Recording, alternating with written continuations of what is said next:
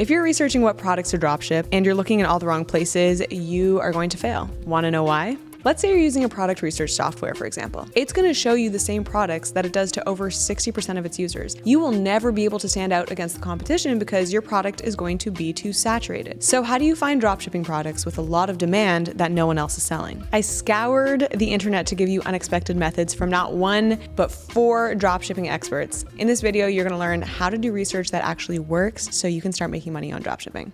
Let's go.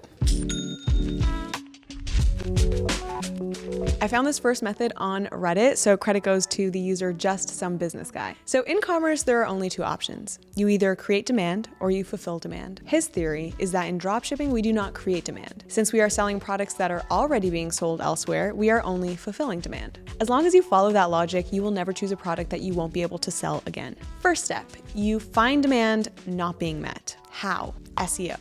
Log on to SEMrush and set your parameters like this. Keyword difficulty, 0 to 30%. Keyword intent, transactional. Then sort search volume by descending order. Next step, look for products. Find ones that interest you on AliExpress and then put those keywords into SEMrush. While you are doing this, you will put every keyword into a spreadsheet. In this spreadsheet, you will have a column for its difficulty rating, a column for search volume, and a final column for cost per click. Do this with 10 different products.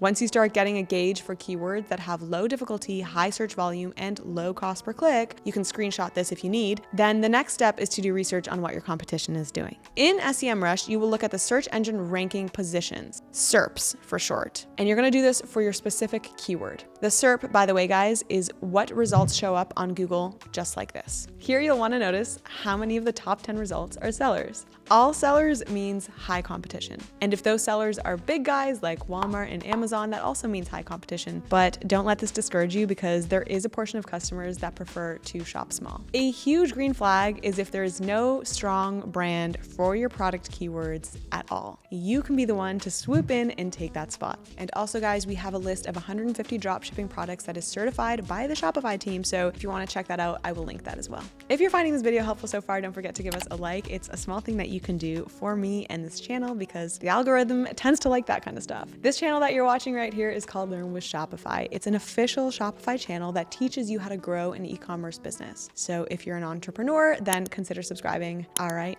Let's get back to the good stuff. Next method comes from Mohammed Kamara. The software that he uses is called Mynea. This is different from other softwares because you are able to filter through Facebook, Pinterest, and TikTok ads by engagement so that you can see what's actually trending. TikTok especially is where the trends start, so having this tool is essential. Now take a look at this. See how you can see the ad creative right in here? This is so important because your ad creative is a big factor in determining how many sales you get. Mynea shows you the ad creative right in the platform, and you can even see how many shares it has right here. If the shares number is high, that means the content has potential to go viral. So what does this tell us? If you take that ad creative and you make it even better and one up your competition, you have the potential to make a viral piece of content that will help you sell any item. Next method comes from Hassan Farhat on TikTok. He recommends going on Etsy for research. He tells us to look for a badge that says popular now. This will tell us what's trending. Try selling personalized products and then using a print-on-demand service like Printify. Printify plugs right into your Shopify store. So even though your customer is getting a custom object, this is still drop shipping as you won't have to pay for any items up front. Next method.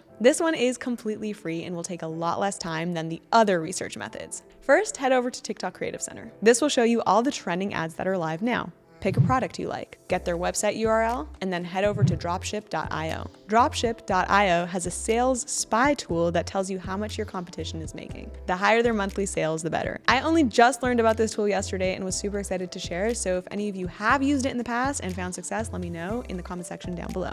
If you want to dropship, you're going to need an online store. If you don't already have an online store, I will leave a link to a free trial for Shopify in the description box, and with Shopify, you can make a dropshipping store in under 3 hours, so hopefully that's helpful. All right, guys, that is it. Those are all the methods, but those aren't all the methods because I know there are so many more. So if you have used some that have been successful to you, make sure that you're dropping them in the comment section down below so that you can teach all of us your methods. Thank you guys so much for joining me this week. This has been so fun. My name is Michelle Bally. It has been a pleasure, and I will see you guys next week. Peace.